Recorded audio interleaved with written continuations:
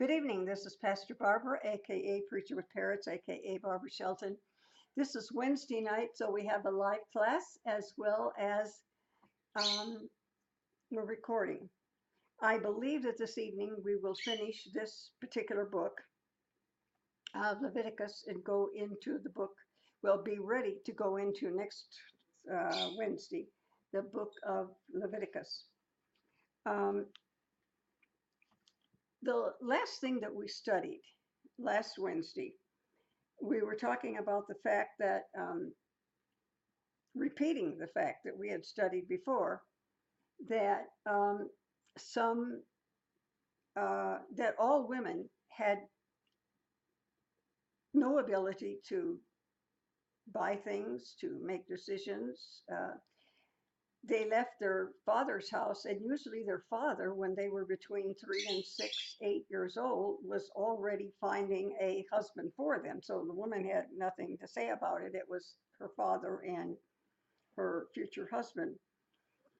Uh, and the fact that in those days, some men had more than one wife. And the reason was many would take another wife just because they had nowhere to live. If their husband died and there were no relatives, um, or whatever, father was older or deceased. Then the last thing that we studied, uh, which also had to do with men or women, since the woman could, by the way, can you hear okay, FM? Um, do let me know if you have a power outage or a black screen or no sound. I can usually fix that by going out and coming in. Um, if a woman made a decision and her father knew about it and didn't say anything, her decision stuck.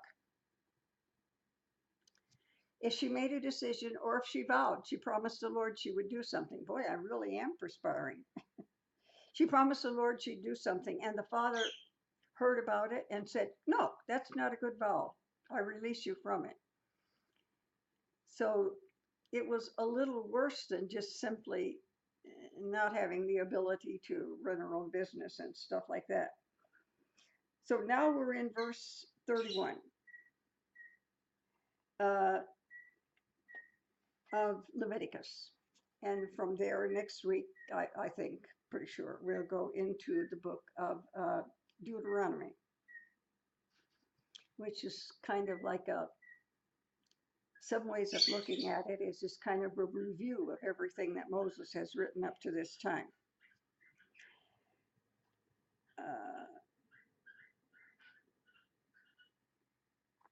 Let me start reading at verse 31, chapter 31, first verse. The Lord said to Moses, "Execute vengeance for the Israelites on the Midianites. Afterward, you will be gathered to your people." He said, "The Midianites have not treated you well. They don't respect me. You're going to war against them. And shortly after that, you will be gathered to your people." That's another way of, sometimes in other books of the Bible, it is depending who's talking. It will say, "Gathered to your fathers" or your ancestors, but it means dying. He then, and I'm not going to read much of this particular chapter or much in detail, but he goes on to say, um, from what tribe and tribes the people who are going in this war will come.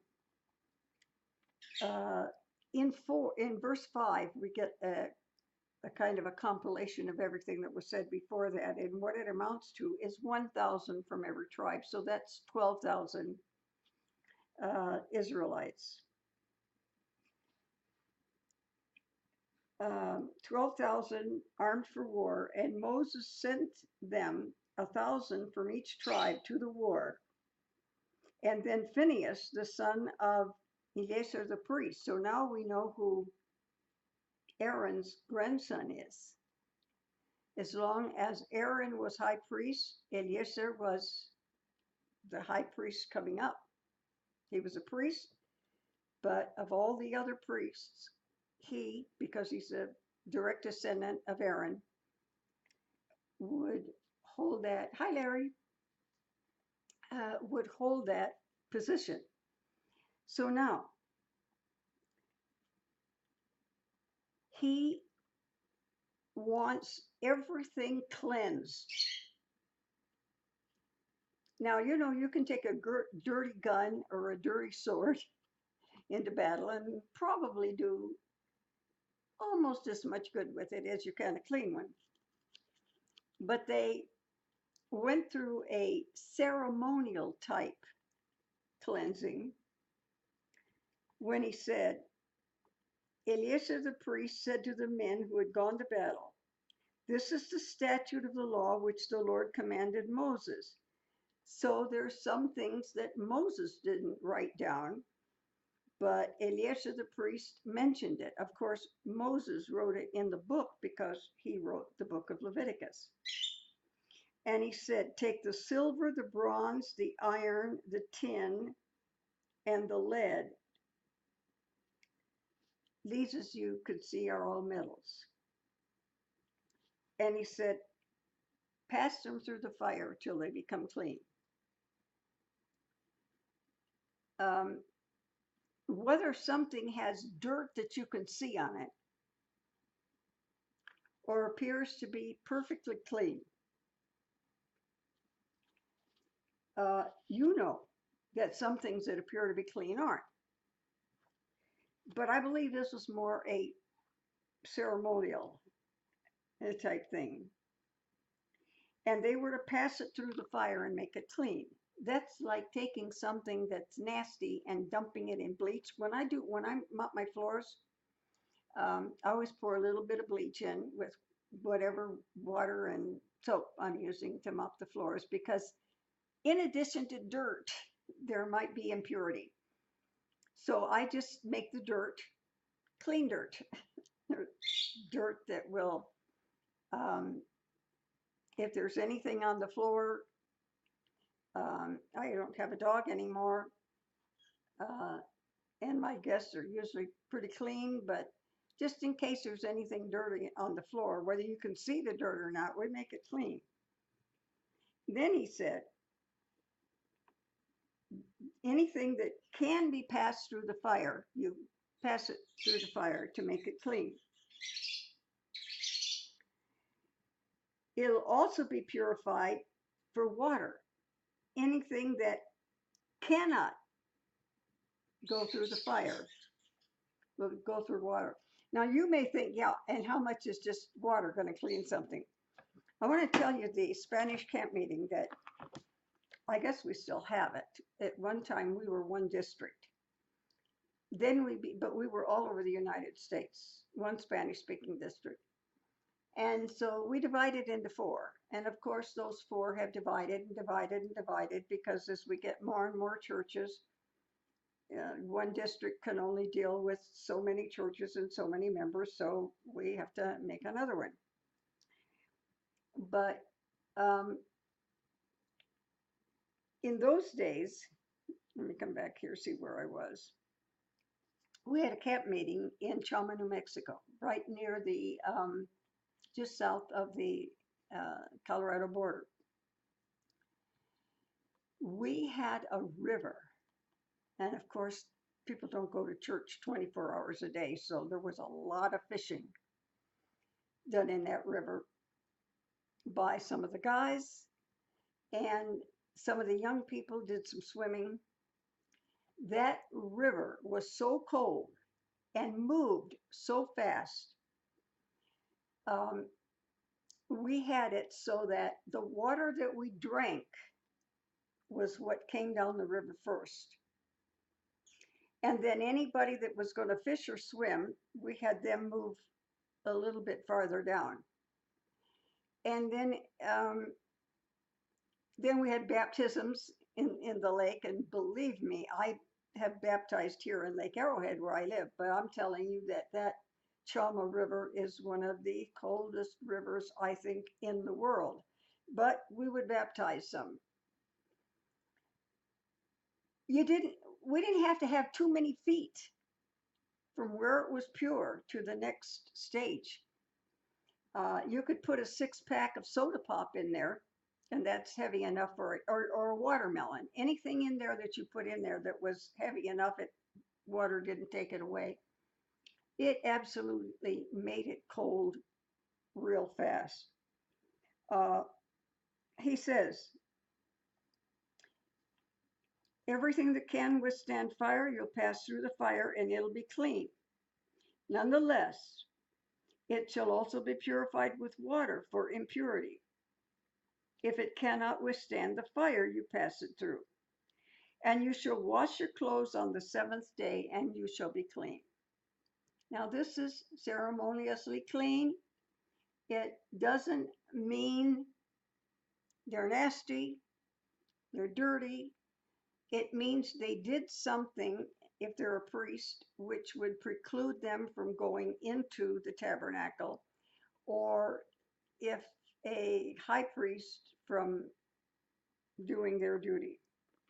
Then the Lord spoke to Moses, that's in about verse 35, and said, from the Israelites, half of you will take from every 50 persons. And he goes on, for every 50 persons, you're going to take so much flocks, so much this, so many donkeys. I'm not going to go through all of that, but that comes from the booty.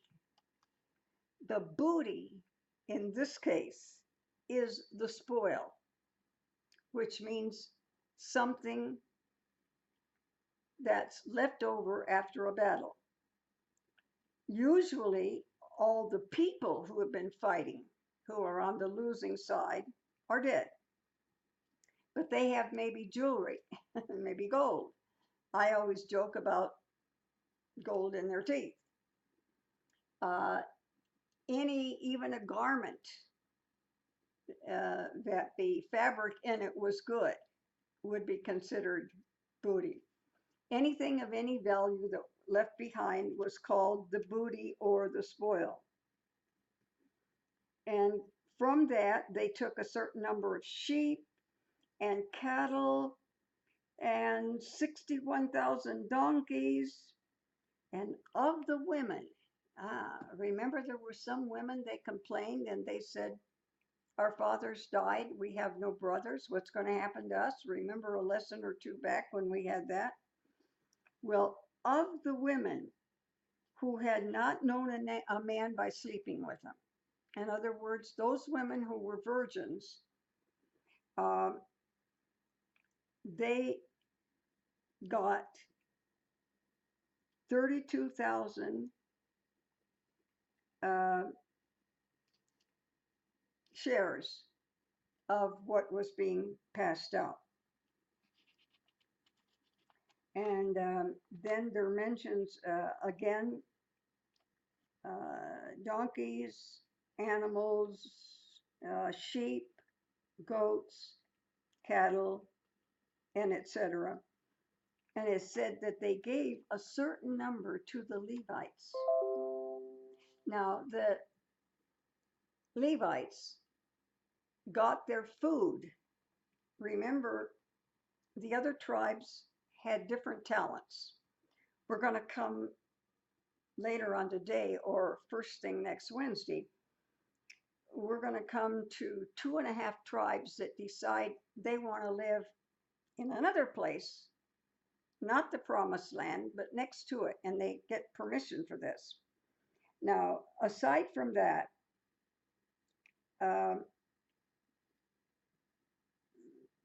Moses separated the fighting men, which was now a congregation 337,500 sheep and goats. They were to give some to the Levites.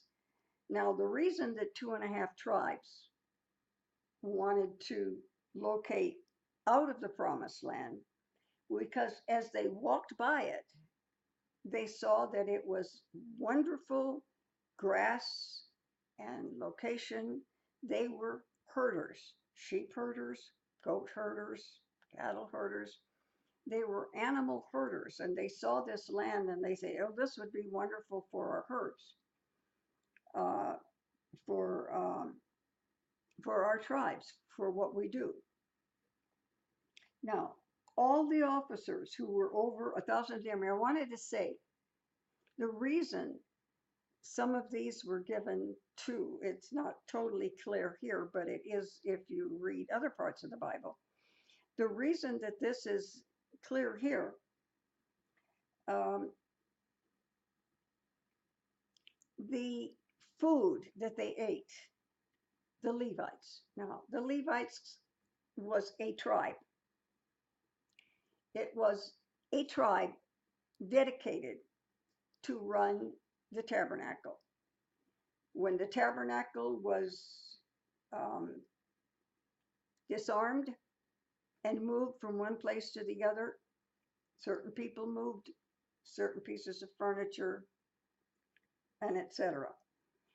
The food for this tribe, because they weren't herders, they weren't farmers, they weren't gatherers.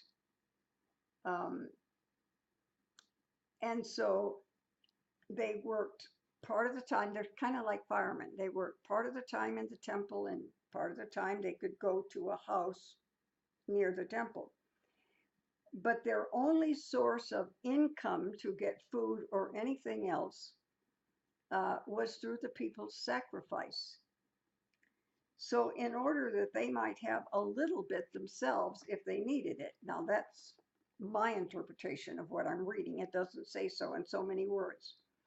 They were given certain animals by others of the tribe. But that's why any sacrifice that was given, let's say, okay, here, there were 4 of these. There are 3 in here now. Let's say that a sacrifice was brought, an animal, a grain offering, a wine offering, some other offering. The offering was consecrated. It was not all burned up. A part of it would be burned up. The rest went for food for the priests and the Levites. Now, the Levites were not specially people who did religious things. Some of them carried things, some of them washed things, some of them swept the floor. There's a verse in the book of Psalms that says, "I'd rather be a gatekeeper in the house of the Lord than to dwell in the areas of sin." So a gatekeeper, we don't think of having a particular religious job to do, but they were assigned to be on duty and off duty and on duty and off duty like the firemen. They had no other way of gaining money to buy things for their families because of the way their job was. I hope that explains it a little bit. Now let's go on to chapter 32. In chapter 32, we hear these 2.5 tribes that see land that they want. Now the descendants of Reuben and the descendants of Gad had a very great number of cattle. And they spoke to Moses, to Eleazar the priest, and the leaders of the congregation. And they named a bunch of names, about 3 lines full. And they said, "If we have found favor in your sight, if you're happy with us,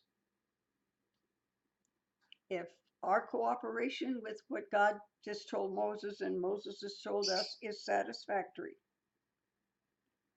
then please consider this favor we're going to ask. Let this land, now they're not in the promised land yet, let this land be given to your servants. And anytime someone calls himself a servant, they're being nice. They refer to themselves as a servant. Um, it doesn't necessarily mean they're servants. They're servants of the Lord, they're servants of the church, and etc. But it doesn't mean servants in the sense that we think of servants. Um, if we found favor, if you're happy with us, um, let the land be given to your servants for a possession. Do not make us cross the Jordan. Crossing the Jordan means you have crossed into the promised land. They're looking at land. I will tell you, it is to the more to the north than the south of Israel. And the Jordan River is the eastern border of Israel. The Mediterranean Sea is the western border, and you can drive it in an hour to an hour and a half. I mean, Israel is not that big, especially now that part of it is Palestine. But even then, it was not that big. They said, don't make us cross the Jordan, meaning don't make us go into the promised land, because we found land that we're real happy with. But Moses said to the descendants of Gad, now the Reubenites, the Gadites, and then half the tribe of Manasseh. If you ever have an opportunity to look, and it may be in the back of your Bible, you can get maps of this, that, or the other, and you will notice that Manasseh, with the Reuben and the Gad part, is not all that great. But in the part that didn't ask to be set aside, they own that tribe was given a huge, so it was a huge tribe. And they're much bigger than Judah. They're much bigger than many, many of the others. They were given originally the amount of land depending on how many people they had. So if it was a tribe that had a lot of people, they were given a little bit more land. So he says, shall your brothers go to war while you yourselves sit here? Kind of a tough question, right? Should you and your brothers, the Reubenites, the Gadites, and half of the Manasseites, you're going to sit here and do nothing, and your brothers, because they were told this land is yours, but you got to fight for it. You got to push the other people out of it. If they don't go, you got to do away with them. This is your land. You will live in houses you didn't build. You will drink water that you didn't dig the wells from which the water came. God isn't just giving you blank land with a few trees on it. You're moving into cities, but you've got to kick out, that's a nice way of saying it, the people that are already there in order that you might go. Shall your brothers go to war while you yourself sit here? And why do you discourage the hearts of the Israelites in going to the land for which the Lord has given them? If 2.5 tribes, if you want to back out, how do you think the rest of them are going to feel? Is this what your ancestors did when I sent them to Kadesh Barnea? God says, here's the land. Cross over, start making it yours. And they said, the people are big, they're like giants, and yeah, we got all these wonderful grapes. We can barely carry a few things of grapes because they're so big and they're so wonderful. Yeah, but we don't think we should go over. He said, you're going to be like those who discourage the rest of the tribes. For they went up to the valley of Eshcol and saw the land and discouraged the hearts of the Israelites for going to the land that the Lord had given. And the Lord's anger burned. The Lord was disgusted with them. He planned these wonderful things for the Israelites, got them out of slavery in Egypt. But the first little wrinkle, and they would say, oh, we'd have been better off as slaves in Egypt. Yeah, try that for a while and see how it works. He said, surely, for they went up to the valley of Eshcol and given them, and the Lord's anger burned on that day. And he said, surely none of the people who came out of Egypt from 20 years old and upward. Now, this particular Bible gives you the 20 years. Other Bibles don't, and so I've done the math for you.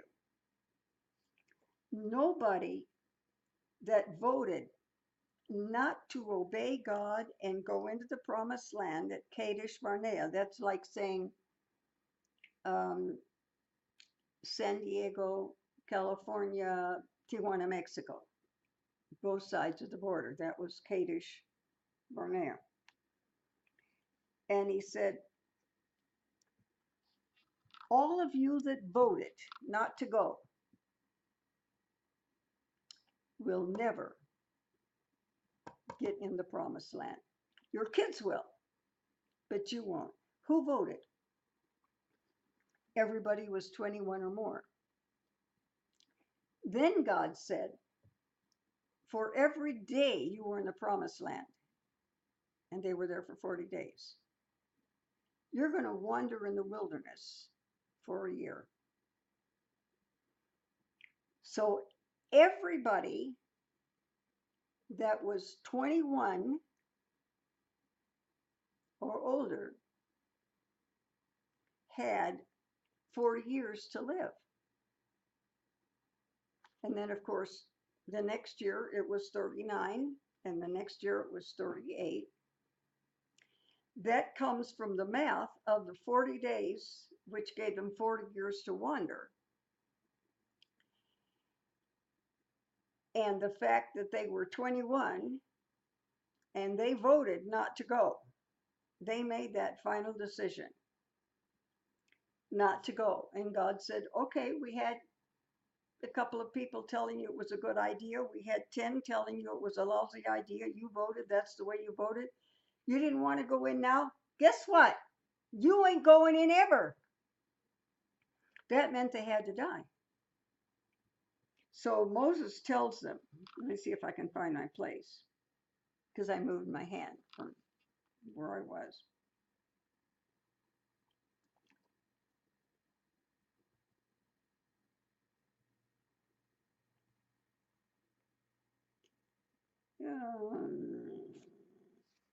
Behold, you have risen up in your ancestors' place, a brood of sinful people.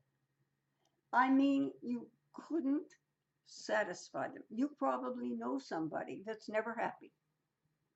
It doesn't make any difference what they buy, no good, costs too much.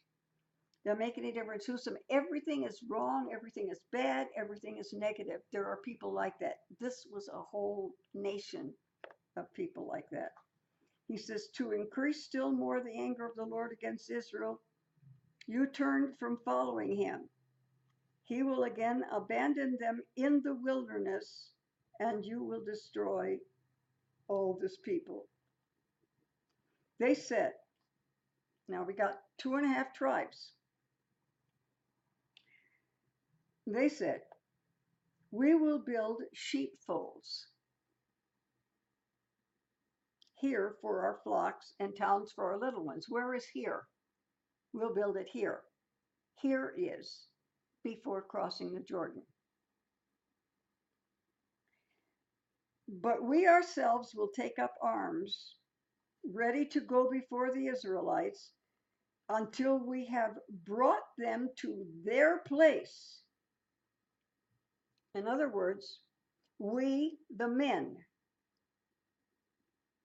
21 years and older, We will go over and we will fight for you. Now, who is they? I thought all these people were going to die. The ones that at the time of voting in Kadesh Barnea were 21 or older, they're going to die. They got 40 years to live.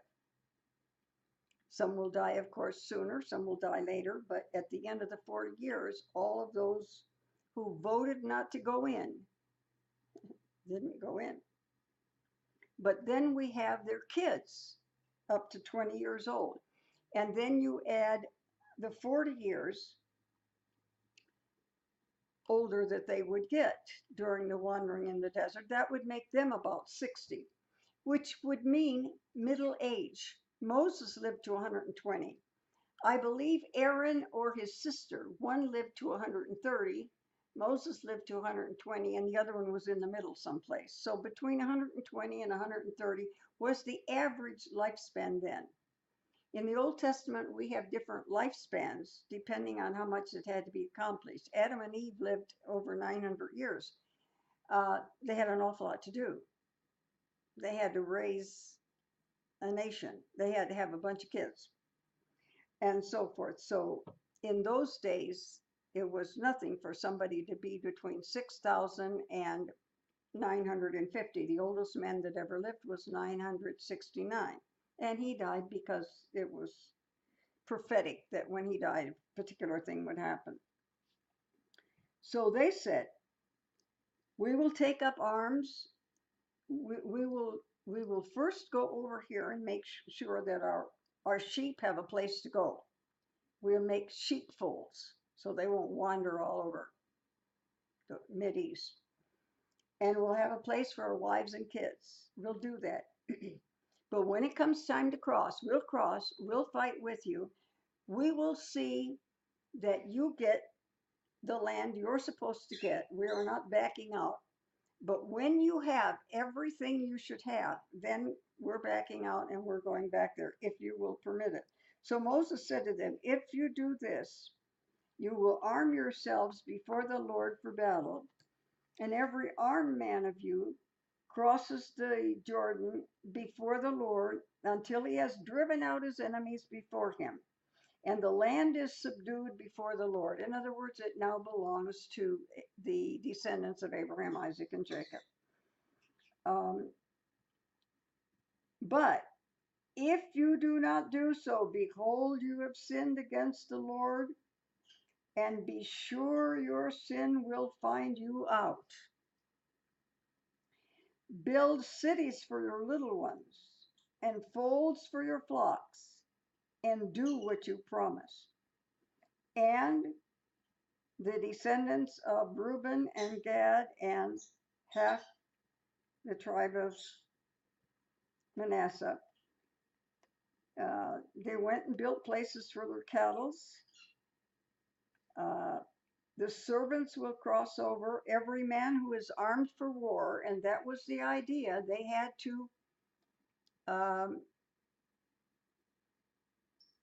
had to fight for the land. It had people in it. They would win, but they had to fight for it. They didn't just come in and the other people just left it. Verse 31, then the descendants of Gad and the descendants of Reuben answered, saying, as the Lord has spoken to your servants, the Lord has spoken to us.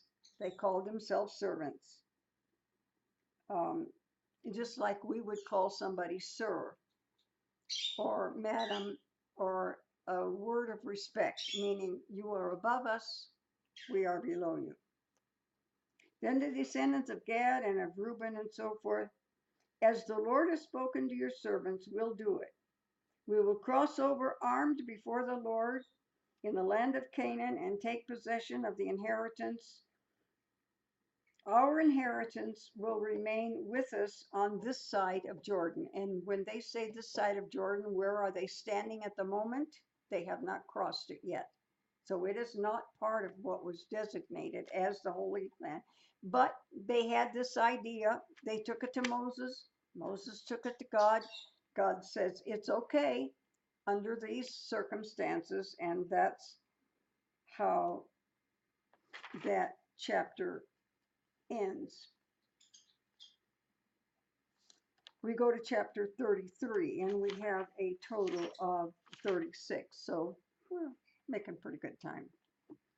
Then the journeys of the Israelites, when they went out of the land of Egypt by their divisions, under Moses and under Aaron. And they sent out from Ramesses. Ramesses is a place in Egypt. And the time passed, and they had the Passover, and they did it now, the first Passover and others, boldly in front of the Egyptians. The Egyptians, when they lost the firstborn of their sons and of their cattle, that stopped them for a while, but then they said, hey, we just lost it. We're going to leave them too? No way. And so they went over, and that's, of course, when the Red Sea was opened and the Israelites passed, and then the Red Sea was closed. And of course, in the Red Sea behind the Israelites, as soon as the last Israeli left, then it closed and they were killed. The rest of the chapter is the names of all of the places where they went through. And I'm going to read a couple so that you'll understand. They set out from Risjahan and camped in Kehelath, and they went from there and they encamped in Mount Stever. And they set out from Mount Stever and encamped in Horidah, and they set out from the rest of the chapter is like that. The end of that particular chapter says, so I, the Lord, spoke to Moses in the plains of Moab. Moab was the place they wanted to go through. Moabites wouldn't let them. They said, we'll buy water, or we'll take water with us. We'll take food with us, or we'll buy food. All we want is permission to walk through. And they said no.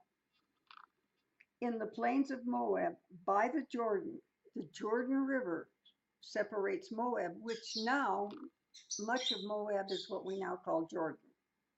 There's some north of it, there's some south of it, but that's approximately where Moab is, because we hear about it all through the Old Testament.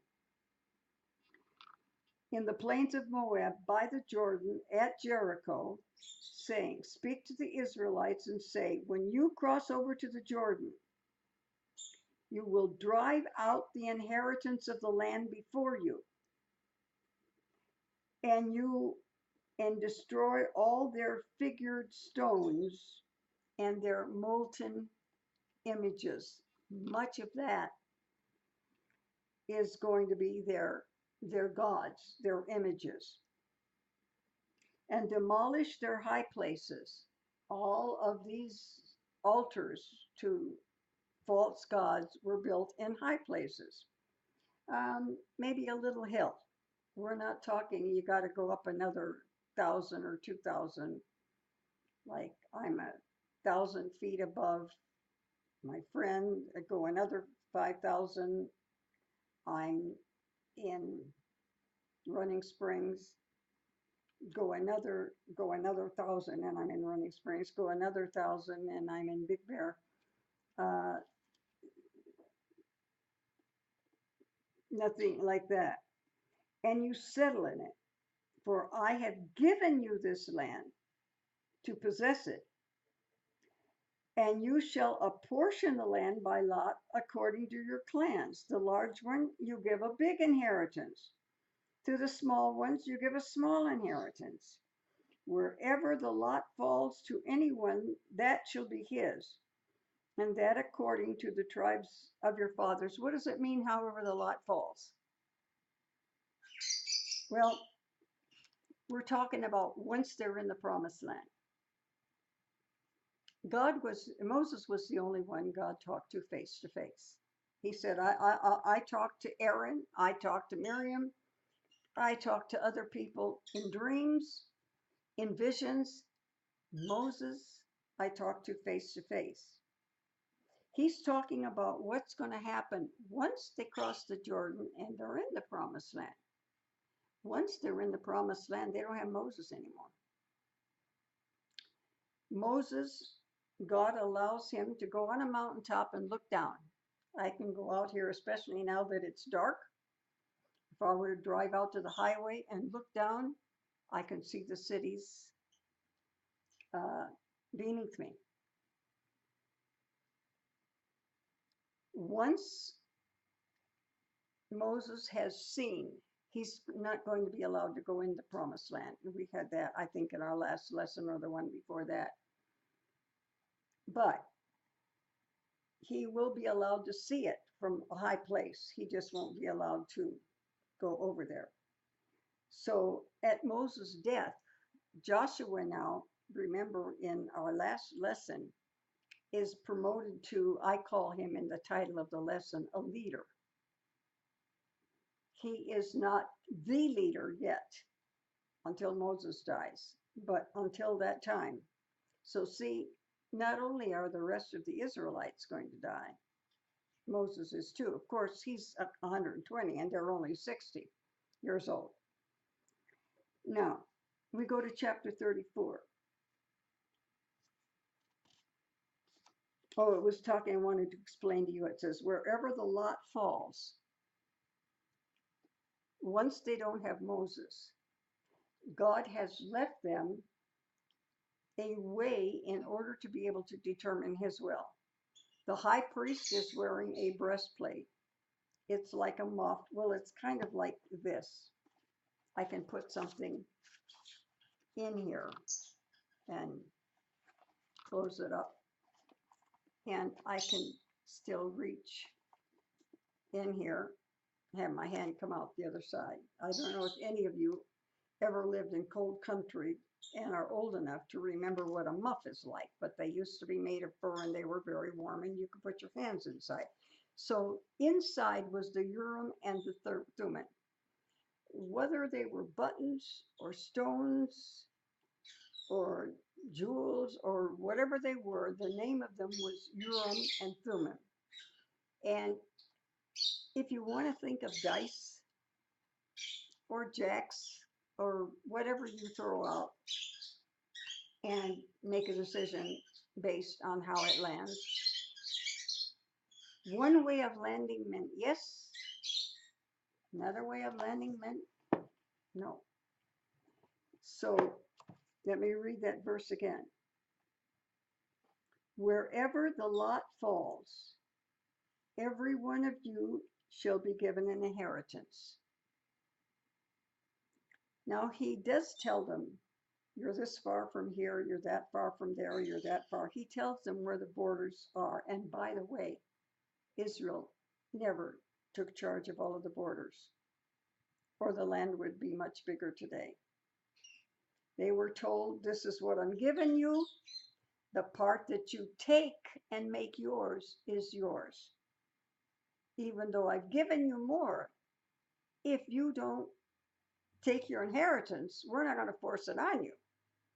They would be over to the middle of Syria, the middle of Iraq. Israel would go that far had they taken all the land. They were given the land, but they had to possess it. If they would have possessed it all, Israel would be much bigger. They didn't possess it all, and God kept his word. All right, verse 34 is a short one. The Lord spoke to Moses, saying, command the Israelites and say to them, when you enter the land of Canaan, promised land, your southern sector, I'm not going to read all of this either. I'm sorry, I just noticed the number of viewers, and I realized that we're being featured, and I didn't notice that before. And they don't have the people that are on page 1 don't have a chat box, so they don't know what's going on. Welcome to all of you. I hope you enjoy yourself. We're studying in the Dead Sea Scrolls, finishing up the book of Leviticus, because on Wednesday nights we do the Old Testament, on Sunday evenings we do the New. Okay, chapter 34, and I'm not going to read all of this. I'm going to read enough so that you see what it's about. And I don't really think there's anything there that you're going to find worth remembering or memorizing. If you do, you're welcome to go back and read it, memorize it. But when you enter the land of Canaan, your southern sector will extend from the wilderness of Sin alongside of Edom, which, as I said before, much of it is what we now call Jordan, to the Salton Sea, that's the Dead Sea,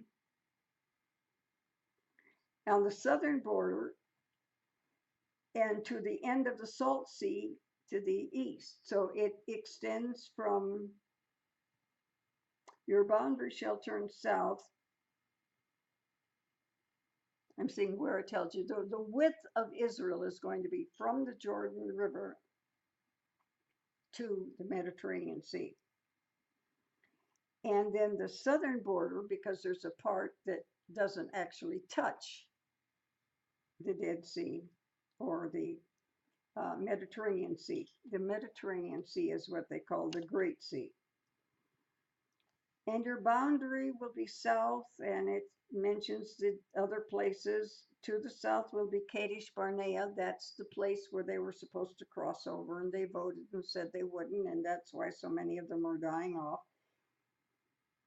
And it will go, and it mentions some other places all the way over to Egypt, and its termination will be at the sea. That's the Mediterranean Sea. I don't think you need to listen to the rest of that chapter and see every place that the boundaries are. You can look on a map and see where Israel is. Now we've got 2 chapters more. We've got chapter 35.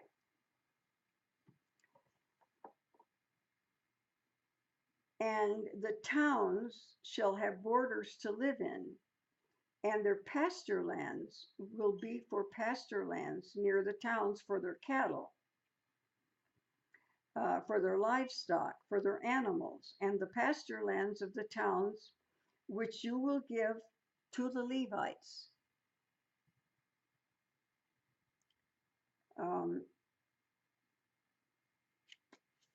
Remember, the Levites are one of the 12 tribes, but they have no inheritance in land. So they don't have cows. They don't have goats. They don't have oxen, because their work is in the tabernacle. And so they don't have all that extra. And he says, you shall measure outside the town from east to 2,000 cubits. A cubit is from the inside of your elbow to the end of your longest finger. Nowadays, since some of us have long cubits and some of us have short cubits, now it's just figured as 18 inches, or 2 cubits makes a yard. The Israelites, for the stranger, let me back up. I skipped something. Speak to the Israelites and say, when you cross the Jordan, it's going to be a while before you do. But when you do, you go to the land of Canaan.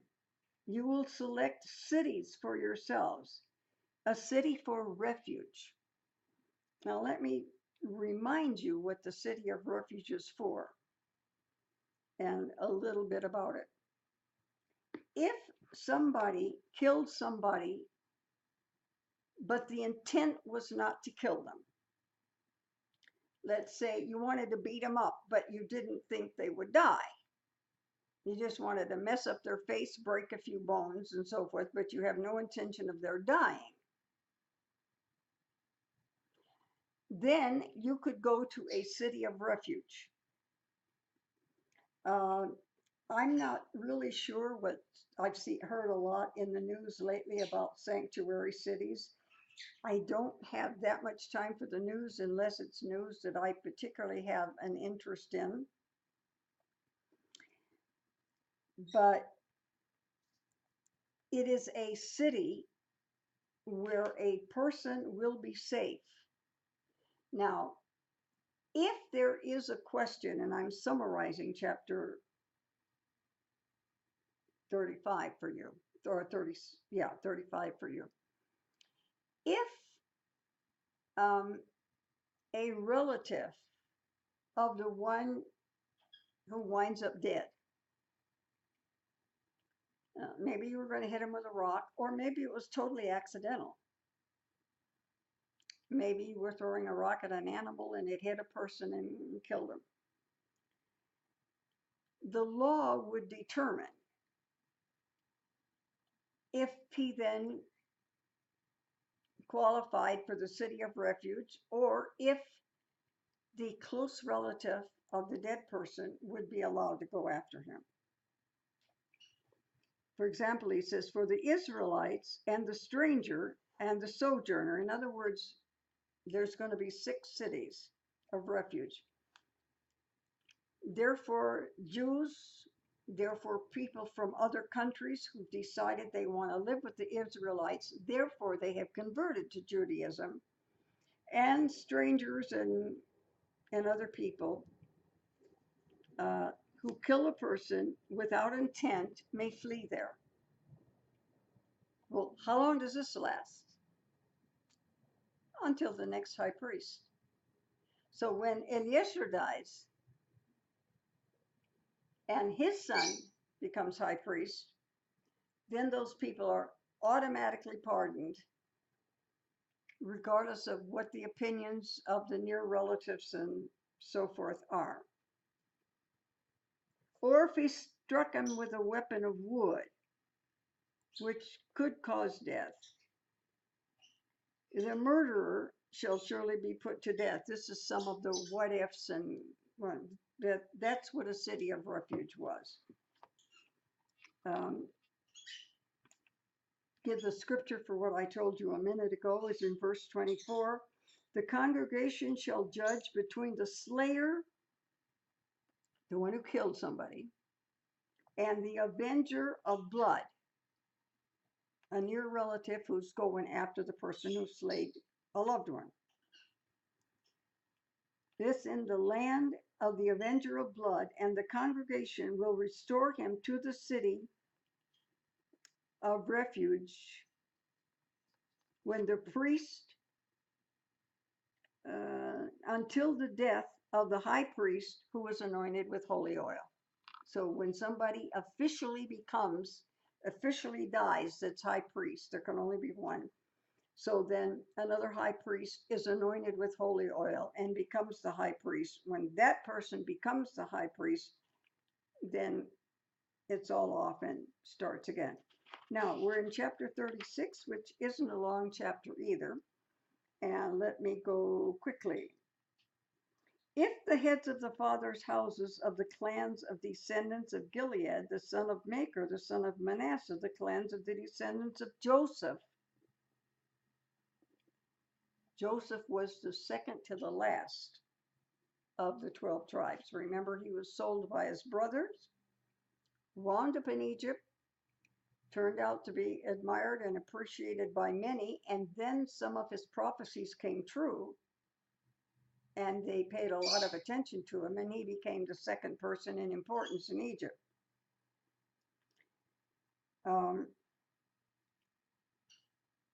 The descendants of Joseph came forward and spoke to Moses before Eleazar the priest. And they said, to give land for an inheritance by lot, again, using the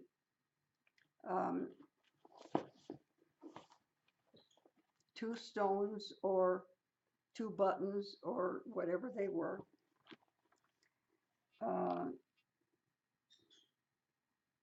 To give inheritance to Zelophehad, the brother of his daughters. But if they are married to any of the sons of other of the Israeli tribes, Their inheritance will be taken from the inheritance of our father. It's a little bit more who gets this land, and what if there are women who don't have a man? What happens to them when the whole world is a male dominated, more than male dominated? It goes beyond that. And when the Jubilee of Israelites comes, the Jubilee is every 50 years. I've explained it before and I will again in the future, so I won't do it now. But it's a period of time when if you owe anybody money, you only owe it until the year of Jubilee. If you have been totally broke and your family can't eat, then a man can sell himself as a servant. And the money he's given, he gives it to his family. But that ends in the year of Jubilee. And then, of course, it begins. They have a year lasting 7 years, and then they get a year off. And then another 7, but when it becomes 7 times 7, it's 49. So they get that 49th year off. And then the 50th year is also a year off. They don't plant crops, so forth. They just grow on their own. But everything happens and everything is either up to or during or before or right after the year of Jubilee. He says, our brother to his daughters, but if they are married to any of the sons of other Israeli tribes, here they're trying to figure it out before Moses goes, and they don't get as many details from other high priests / prophets / etc. He's saying, then their inheritance, they're trying to get all these rules in here before the ability to make new rules is ended. They say, if they're married to the sons of other Israeli tribes, then that inheritance will be taken from the inheritance of our fathers and will be given to that tribe to which they belong. So if you have women that don't marry within the tribe, but they have been given an inheritance of their dad's relatives, then they want that inheritance because the whole idea is to take care of the women who can't take care of themselves because of the time in which they live and the place in which they live. It shall be taken away from our allotted inheritance. And when the Jubilee of the Israelites comes, and their inheritance will be added to the inheritance of the tribe to which they belong, because they went over there and married into it. So their inheritance will be taken from the inheritance of the tribes of our fathers. Now we got a couple of paragraphs more and we will be done. And I see that I'm up to 58 minutes, so I'm going to have to close the video, I think. I'm not sure, so just to be on the safe side, I am now at 58 minutes and 31 seconds. You can read from verse 5 to verse 10 in the last chapter of the book of Exodus, Leviticus, and next week we go into Deuteronomy. Enjoy the video. Thanks for watching. Check with us later. Boy, I can't turn it off. There we are.